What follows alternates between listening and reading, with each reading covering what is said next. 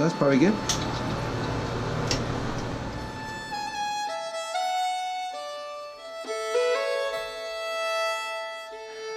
Well, boy, Salida in the day, it was practically a ghost town, but it was just, for me especially, it was so different. It was, the Wild West, sunny, beautiful. The people were just incredibly friendly. Everyone said hi to you. You knew everyone. It was just a really happy place to me. I loved it.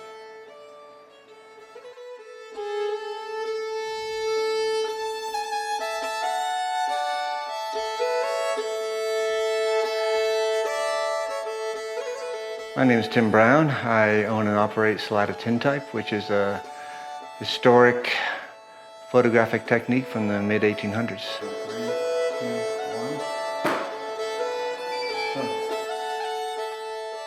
Basically, the tintype process was invented in the mid-1800s, and they were making a negative on a piece of metal, which is tin, so it's called a tintype, using primarily silver as the primary chemical that makes the image. And they last hundreds of years. I use these old lenses from 1850. It's a long, slow process, but everything's handmade and they come out really very compelling.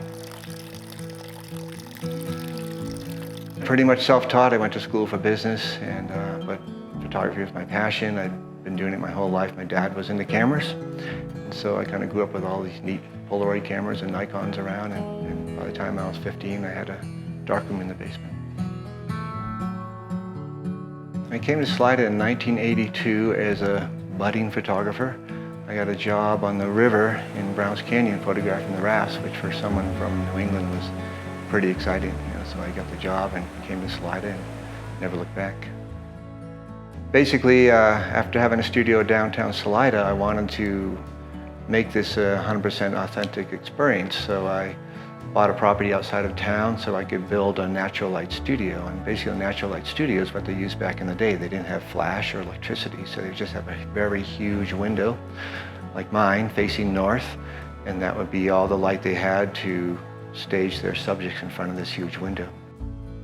The neat thing about my space here is that it's only the second one built in the last 100 years, a natural light studio, so it's not just a really cool portrait, but also it's an experience you end up, when you leave here, learning exactly how photography began and why we have iPhones now, ultimately.